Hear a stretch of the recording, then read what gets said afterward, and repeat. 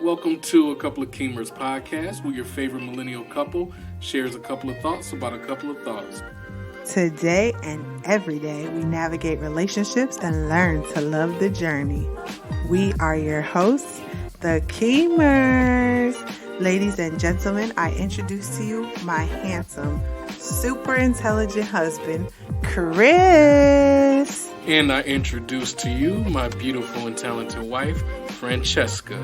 And today's topic is secretive versus private. But before we get into that, we're going to start off with attitude of gratitude.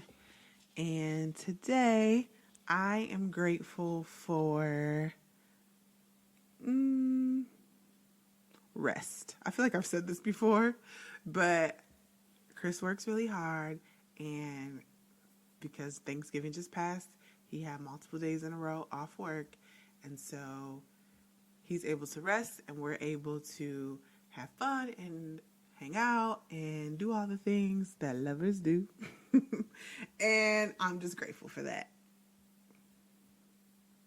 And I'll say I'm grateful for rest as well, but also I am grateful for quality time that we've been able to have, especially during the Thanksgiving holiday break. It's really nice when you can spend time with family, you can spend time with your spouse and not have to worry about getting up, punching a clock, or working or whatever. You can just rest and relax for those few days off and really enjoy yourself, and take the much needed breaks. So that's what I'm grateful for. Rest and quality time. Yes. And like Auntie Tab says, let's get into it. Topic of secretive versus private. I just think this is an interesting topic because, I know for me, I know many private people and I know a few secretive people. And there is a difference, even though at first glance the two words seem pretty similar. And I think in some cases they do cross, but mostly they're different. I guess I'll start where, for me, the difference between the two is secretive to me has a little bit more of a negative connotation, not always, but has a little bit more negative connotation in the fact that I think being secretive can be dangerous. So just withholding a lot of information that could be helpful, or having a lot of secrets that can oppress someone. So to me, secretive just has more of a negative vibe, where private is just, there's a select group that you choose to share with, and you just don't make it super public, especially in the day and age of social media. It's just so easy for things to be spread and, convoluted. Yeah. And so being private is an art. Absolutely. And a balance, but I think private is a little bit more of a positive thing in my eyes. Yeah, because when you think about, a person who's secretive, this is, to me, the image of someone who seems can come off sometimes like anxious or timid, especially when you talk with them about certain things, and then they kind of give a reaction that indicates like, okay, you're really uncomfortable, or you're really trying to not say something that you may want to say or feel natural to say. And so, yeah, I definitely agree that being secretive has a negative type of connotation associated with it, whereas private, like I think about someone like how my mom was. She was the type of person, you could talk with her, and if you were real close to her, she would share things with you, and some of them you may not have known, But it was one of those things of, well, you hadn't asked before, so she didn't say. So, yeah. So I definitely say that. I definitely can see that. Yeah, like I feel like secretive is more like no one can know, besides maybe the few people who experienced it. Whereas private is like, okay, you're on a need to know basis, like Right. like that. Where I mean, a lot of times you hear with secrets, like family secrets and all that stuff, where you're like bound to secrecy, and it's just something that can loom over you, and you can be confined to it and feel like you can't be your authentic self, or maybe even reach out for help if you need it because of secrets. Whereas private is just more, it's not news. It's nothing we're gonna put on the front page of the newspaper. But if you were to be asked, the answer would be given. So, or I feel like with secrets, it's like lie. Like if you get confronted, it's a secret, so you lie, or you just don't discuss at any cost with anyone. Yeah. So that's just more of why I say secretive. Being secretive is more dangerous than being private. I think private is a skill too. Like, Yeah. it's just you understand the repercussions of being public with certain things in your life. Therefore, you choose to keep them private. Exactly. And, that makes me think about the other thing, too, with having friendships or even romantic relationships with people who are secretive, as well as people who are private. To me, that's crucial.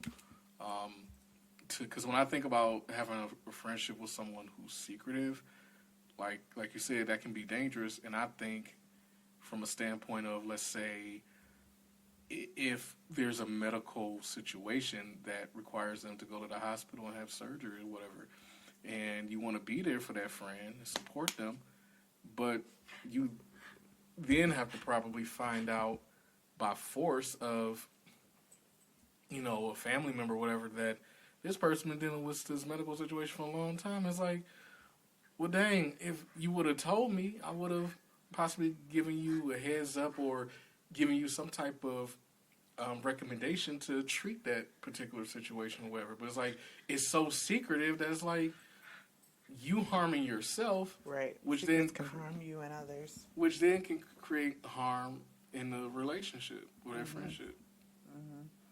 Kind of reminds me of, spoiler alert, the last episode we saw of Insecure, where Molly's with her mom in the hospital and she learned that she's had strokes before, and now she's in a very serious situation. I believe she's in a coma and all that, and this is how it's unfolding, and she's just now learning about it, and it's happened a long time ago, where she feels she should have been in the know, and secrets were kept. Yeah. So, granted, I would say another example of maybe being private about that is, maybe you don't go to work and tell all your coworkers, but your adult children, your close friends that are like family, Right. you'd be forthcoming with that. Right. But that doesn't mean you will let every single person in the world know, or Right. your work people and all that know. But yeah, you let your immediate family know and close friends know, because it is important, and also you feel safe and comfortable and have that established relationship with them where, it's okay. But you can still be private. Right. And I think also being secretive in any relationship, whether it be friendship or romantic, it creates barriers. Yes. Where you're just unsure of who the person is, no matter how much you build trust through the years. You never really feel like you know them, or know their story, or know their pains, And I'm not trying to say, oh gosh, you can't keep anything to yourself. Absolutely not.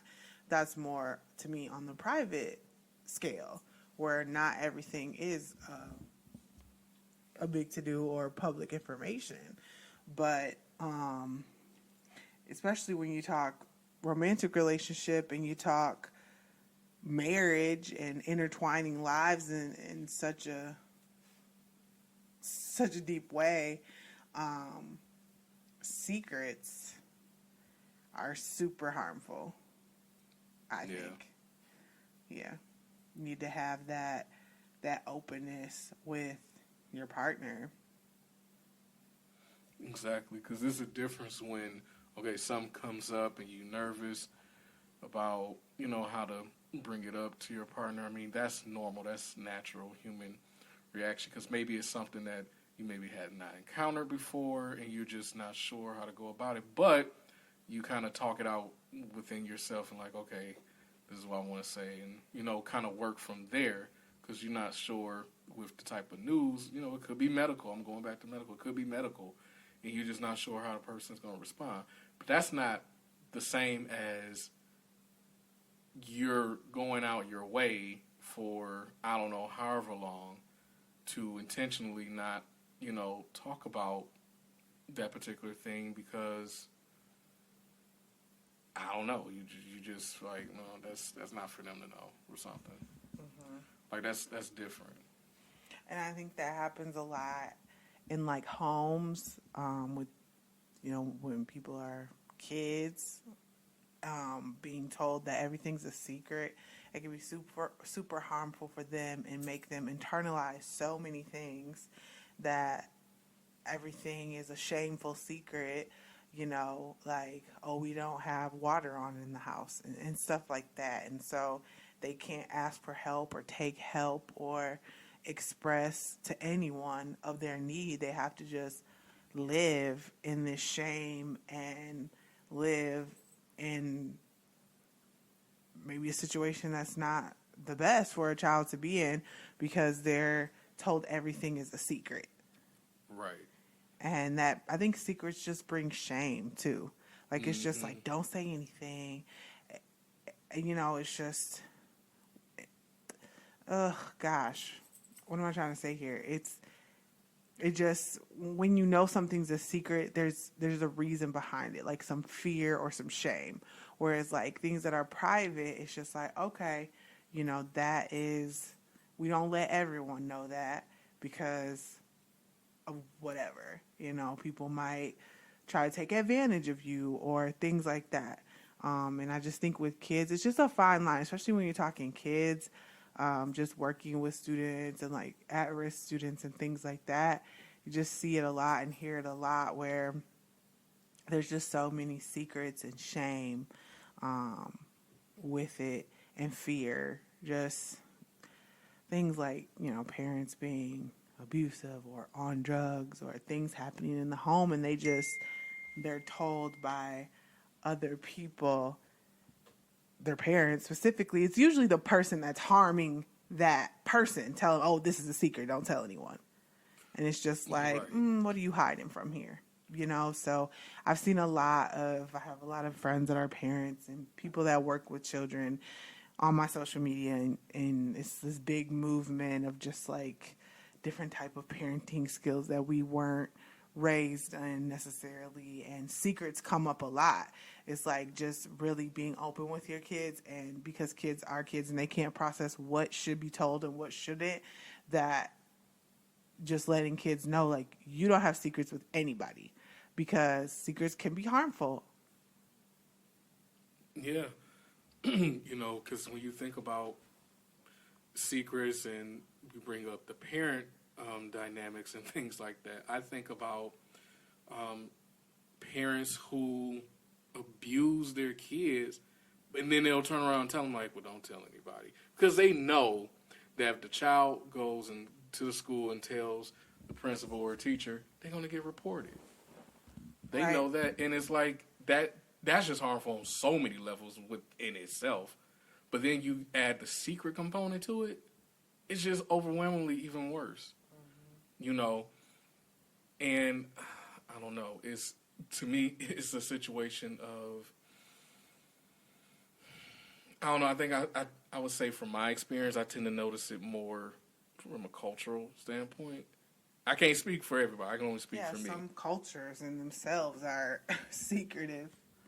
Yeah, and I know I would say some of my friends, people I knew, growing up in black communities, some of them is like everything's a secret. And I think part of it comes from forms of trauma, which is already bad, and then you're not addressing the trauma. So then you add on the component of just everything's a secret. And I just don't think that's healthy. Mm-hmm. It's just not healthy. But to be private just means that, first of all, it's healthy in the sense of what you're experiencing, the situation, and it's okay. It doesn't mean that everybody, like you said, has to know it, but those who are close to you and should know, like when I think about someone like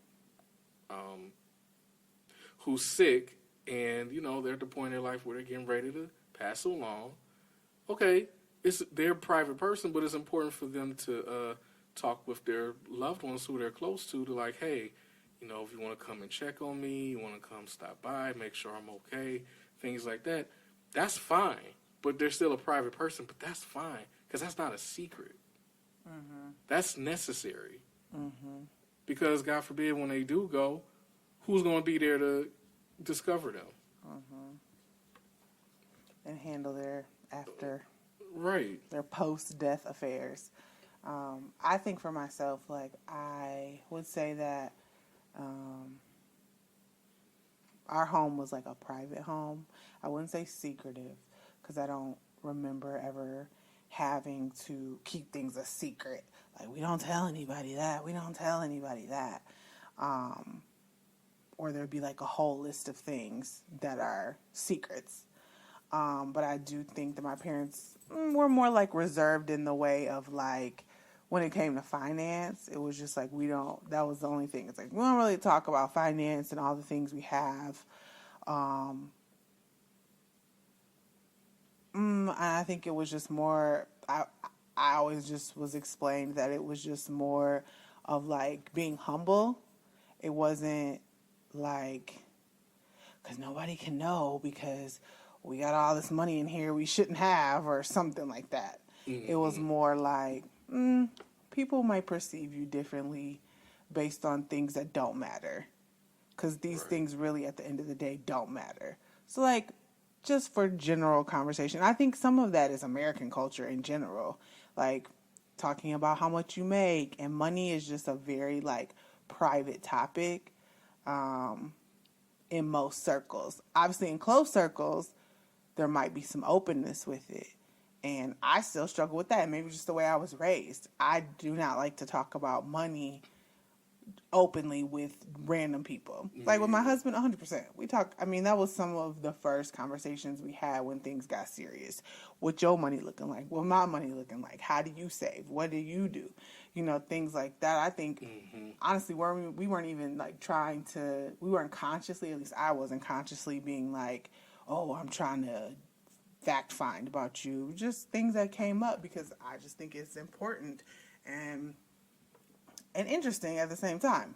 Yeah. Hence why we started the podcast. I just like to talk and pick people's brain, and I just find it really interesting. But I think it's important to be open with people. Like, you can't... I think it's unhealthy, too, to just be secretive with everyone and just hold everything inside. It's not healthy. No. So yeah. Private, fine. Secretive, harmful. And I think it's funny when you mention about what went on in your household with, parents. Like, I would say I grew up in a private household as well.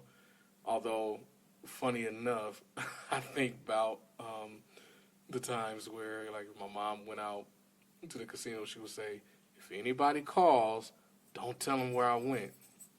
So then it became a secret type of thing.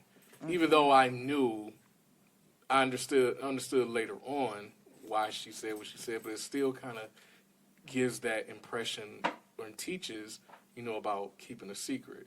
Like, I understand, like, if you don't want nobody to know, that's in your business. If you go to casino or not, spend money, whatever.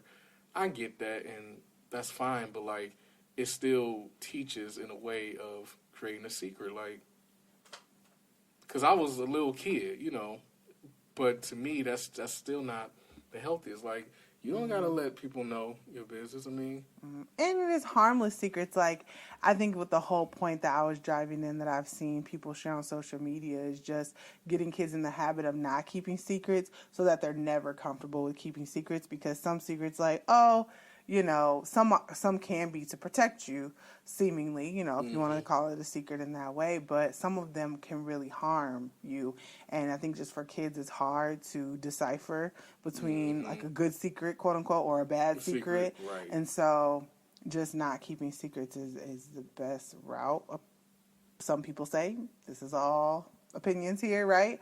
But I can see where they're coming from. I ain't got kids. I don't know. We'll see what we decide to do when we have kids. But overall, I don't want to have a home full of secrets or even to be overly private. Because I think it's levels to it too, right? Yeah. Like, you can have some things that are private. Like, we don't talk about our money. We don't talk about, our, even like, being overweight. It's like, we don't talk about our weight. So much shame with women and weight, especially overweight women. But I think all women, it's like, oh, like, you're private about that. It's like a secret. Like, you don't tell anyone. It's just like, because then that relays their shame. They're shaming your weight, whatever it is. You always want to be something different. So don't talk about it because it's shameful.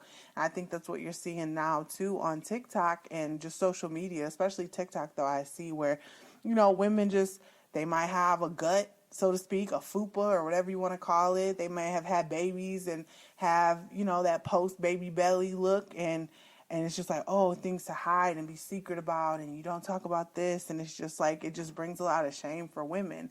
So TikTok and other social media has opened it up where it's just like, this ain't no secret. This is what my belly look like after I have a baby. This is what my belly look like because I'm obese. This is what my belly look like because I'm not skinny, or this is what my belly look like because I am skinny, or whatever. It's like, there's no shame. It should be no secret. I wouldn't call that private. I'd call that a secretive. Like, you're secretive about your weight. And I fall into that too. I'm not 100% comfortable, and I'm not saying that you have to be. You must be open. But I think if you want to be, you shouldn't be shamed into it. You shouldn't be like, oh, you don't tell anybody your weight. And it's just, once again, I think that's American culture too, around that. But, yeah. So, now you also mentioned about, like, discussing finances. Like, I do think, for when you were talking about romantic relationships, like, I do think talking about things like finances and how you approach handling money or saving, or I'm trying to think of something else, like, just those important life things, I think is important. And then, as you're saying that, I'm also thinking about, and this may not be related to it or not, but I just think about how you hear about some couples don't, do things in front of each other. And it's like, I'm like, now... That's more private. That's more private? It's not okay. Secret. What'd you think? I don't know. I just thought about in this moment, like, what do you think? I mean, I think it depends on what's going on. Like, obviously, let's just be general farting or something. Like, I mean, if you really believe your significant other never farts, I'm questioning a few things here. Right. Like, do you think they're not human? Like, I don't really know. But maybe not farting in front of each other. That's not my style. If I got to go, I got to go. Obviously, there's respect to it. I'm not going to put my bum in your face and just let it rip. If I can, step out to the next room, because nobody wants to just sniff a stinky smell. Like, I'll do so. But just to be like, oh my gosh, I have to hide and do this. Like, nah, bruh. I go to the bathroom too. I got gas too. Like, we're both human. I think for women, it's more of the shame thing because it's not ladylike or whatever. But I mean, I've heard it on both sides where, both parties don't do natural body functions as far as I'm concerned. Natural body functions in front of the other. But I think that's more just private. And comfortability. Okay. Like, but my question is, why are you so uncomfortable with that over time? Like, obviously in the beginning there are some things that are like make you a little shy, but I would say even after a year, like that's too long. I don't know, but this is kind of a personal meter of when it's okay. But you lucky if you get 6 months out of me. Okay, it depends on how much time we spend together. Yeah. It just really depends on that, because you know you got people who live on the same street in the same city, long distance, cross country. So you know it depends there. But overall, if I done spent more than 30 days with you cumulatively when we count up the hours, I'm letting her rip. Okay. But no, I don't know. I wouldn't call that secretive or private. I would just say that's a more comfortability thing. Okay. But then over time, if you're not comfortable, I'm kind of curious of what's going on here to make you feel so ashamed to do something natural in front of someone you're supposed to love you, whether they even be a friend or a lover. Like, Right. And then, yeah, like you said, that comfortability, but also, like I said, makes me just think about, again, private versus secretive in terms of, you know, what else is there going on, because I don't know, when I think about someone who's private, I just think about someone who's not only comfortable with themselves, what's going on, but also just having those, I guess, healthy boundaries as well. I know we keep finding a way to talk about boundaries in these episodes. because boundaries are life. Yes. We always seem to come up talking about boundaries in some way. But it's true. And I do think, yeah, when you teach kids, going back to that point, of always keeping a secret about everything, even things that we may deem or feel like, why is that a secret? It's like, that doesn't teach, that's just not healthy overall. That, to me, creates further mental health issues down the line that they don't need or deserve. Anxiety in kids. There's so many anxious kids. It makes my heart so sad. But yeah, so many anxious kids because everything's a secret and they can't say nothing and they're just overly emotional or overly like internalizing everything, and so they're very inside themselves and not very sociable, or you know, things like that. So I don't know. I just overall, private to me is better than secretive, and I don't know. I just think that there's like limits to it. Everything can't be a secret. You can't be private about every single thing. Like, you need to have a healthy balance. Yes. And to have a secret doesn't mean that you're secretive. I think if you have like an abundance of secrets, that makes you secretive. Right, and the way you move and the way you go about doing things and handling things, yeah, that can make you secretive as well. Because, like, you know, part of what I read is like, is someone who comes off in a conspicuous way. Like, yeah, we didn't do the definitions. Oh, well, let's run over that real Let's quick. get into that. Almost towards the end of the podcast, but let's get into it. So, private, it says belonging to, concerning, or accessible only to an individual person or specific group. That's private. Secret is having an inclination of secrecy, or to secrecy. Using the word to describe the word. But, let's see what they say about secrecy. Let me look that up real quick.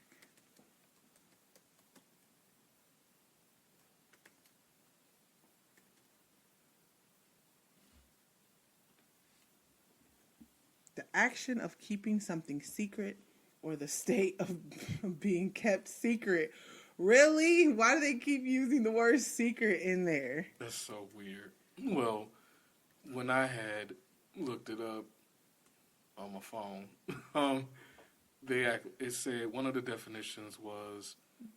Wait, so I looked up secret just to get down to the word they keep reusing. Not known or seen or meant to be known or seen by others. Confidential, restricted. See, those are the words to me. Mm-hmm. That I don't like, that don't settle well with me. Confidential. Restricted. Oh, restricted. Because that's more of what I get, like, from the word secretive. It's like you're so restricted. And you know me, I'm a free spirit and I don't want no restrictions. Okay? So, miss me with that secretive bull crap. Yeah. It annoys me. Ooh, I do not like secretive. Grinds my gears. Yeah, because when you say restricted, that's saying like you're purposefully going out your way to keep something contained. You're going out your way to make sure it stays concealed. It's not out in the open, which then also has the connotation of what are you hiding? Because when you're private, it's not about you're hiding something. It's about I'm just not going to share with any and everybody. I'm going to share with some people, but I'm just not going to share with any and everybody. That's a totally It's like different limited. vibe. It's Because limited. that's just what I felt like growing up in my household. Like, I just felt limited in certain ways with, like, things. And the thing that's just, like, overarching is, like, who can come into our house? Yeah. It's like, nah, they can't come into our house. And sometimes it's about them, and sometimes it's about us. So it's like, they're not a trustworthy person, so I don't want them in my home. Right. And it was more of a protective measure of, like, whatever was deemed to be necessary to protect, right? So that's just more of what I remember growing up, is being in a private home where it was, like, not open. And I used to, first of all, I want to be open, but I'm working on it. But I used to, like, especially going to, like, you know, youth groups and things like that with the church, and, like, people have it in their home. And it'd be like, oh, everybody's coming to so-and-so's house. That was never our house, okay? Only friend 1, 2, 3, only those friends is allowed in the house. And then out of friend 1, 2, 3, only friend 1 and 2 is allowed in your bedroom. Like, it was just real, like, private. It wasn't secret because there wasn't nothing going on there. It's like, I could tell you, I got this in my room, that in my room. Ain't no problems with that. It's no secrets. You just not allowed. It's private, you know. So, you know, we got that in our house, that in our house. As long as you're not being, you know, braggadocious. But it wasn't like, oh, don't tell anyone that you have your own room and you have your own, you know, it wasn't no secrets. But it was just like, no, they're not allowed in our house. And it'd be like, dang, so-and-so, they let everybody in their house. They have parties and get-togethers and movie nights. And that just, my parents were like, okay, you can have movie night with friend 1 and 2. That's fine. You know, so that's just, I mean, I don't feel like I missed out of a childhood because of that, but it is some things that I just wouldn't want to necessarily continue, but I have a slight feeling I will, to some degree. How about you? Yeah, because I know for me, growing up, my mom was like, okay, well, who is this person that's coming over? Like, you know, why they want to come over? Or, you know, it'll always be a questioning thing, but it would be because, like you said, you just want to make sure, like, you just not letting any and everybody up in your house. You don't care who they are, how old they are. It don't matter. And it got to the point where my mom would say, okay, you know, friend 1 can come over, like you said, or friend 1 and friend 2 can come over, but, you know, they're not spending the night. Or they can, you know, play the video games with you, but after that, they got to go home. Because, you know, I'm not going to be the one to always have to feed them, and all things like that would come up with my mom. So, and I guess, you know, I just accepted for what it was, but then there were times where I couldn't have friends over at all because my mom was like, you know, the house don't look right. And I respected that. So it was like, over time I had to learn, like, that's just what it was. But it was never a secret.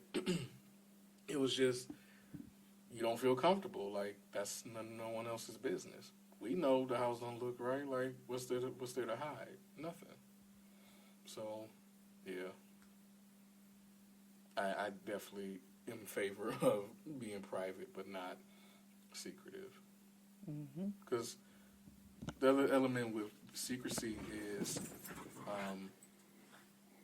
that you are assuming that if someone knew what you had or what's going on, that something else is going to happen. Like, it's just going to ruin you in some way. And it's like, how? And saying secrecy, just of course, us both being Greek. Oh, yes. We gotta- Secret organization. Secret organizations. I done talk so much smack about secrecy. But what about when it comes to Greek letter organizations? Honest moment of truth. Granted, I've been in Greek life longer than you, just Yep. saying. But moment of truth. Now that we talk so much smack, you can't say it's a private organization. I mean, you could, but that's not the words I know the word that are often used. It's usually secret organization, which after talking about everything, now I'm kind of wondering, like, based on the context and stuff, would we say completely a secret in terms of, because I'm thinking like, okay, intentionally keeping things concealed. I mean, I would say it's probably more situational in that way. From the standpoint of if someone were to ask us and we're like, well, Members only, or kind of like giving general vague responses type of thing. Like, I can't even think of an example. Can you? Like, if someone asks, like, oh, what do those letters mean? Oh, it's my fraternity. Oh, what's the name of it? No. I don't know. I got to think more about that one. Now that we're saying it, I mean, it's a private organization. It's a secret organization. I think there are secrets. I know, in general, I've known of a lot of different Greek organizations that do stuff that are wrong. Especially like the chapters, which for those of you who don't know, there's obviously the national level, and then there's the separate groups, which are called chapters, that are made up of specific people, not the same people in each chapter. So, of course, by natural, how it's normally built, how people are, it's going to have a little bit of difference per chapter because it's just different people. So, but they all represent the same organization, right? So, but I'm just saying here about that is that certain chapters do things that are not good, that are kept secret because they're not good. So I think in Greek life, which was not even about to turn into a Greek life podcast, it's just not. There are definitely harmful secrets. But I would say most of what Greek organizations hold secret are more private. Yeah. Like when they, in the general sense of secret organization, it's private organization, but there are definitely secrets. Yeah, and I love how you phrase that, because to me, when I think about, okay, in the context of private versus secret, someone says, what fraternity are you a member of? And I tell them, it's like, if they didn't ask, or they decide to ask, I consider that in the context of private. Because you can see me wear my letters all day and not ask me, but then one day you ask me and I tell you, oh, I'm a member of this fraternity, then... Well, I think it would go the other way around. Like if you weren't wearing the letters. Oh, it's not like you go around being like, oh, I'm a Sigma. True. But obviously you're kind of saying, oh, I'm a Sigma when you wear it. But if you weren't and someone asked you and you were like, yeah, or this is my organization, then I mean, it was just private. It wasn't a secret. If you were asked, you're going to say. So. Right. Or if they ask me, because I am wearing my letters, or if I'm not wearing my letters, but like you said, they just happen to ask, they were curious or whatever, because maybe they know I went to college and all this stuff, then depending on what type of question, I think then it changes the context of if it's secret or private. Like if they asked, what all do you do when you go through your process? And I was like, okay, that becomes secret. Or is it private? This is not about to turn into a I know. It's podcast. just so interesting. It could be the next one. Okay. Because we're already like 40 minutes in. But just something to think about. Yeah. And so what do you guys think about versus being secretive versus being private? What are your experiences with that? Let us know. Yeah. Thanks for inviting us on your journey today. Make sure you rate and review if you like what you hear. Also like, subscribe, and share with a friend. See ya. I love you.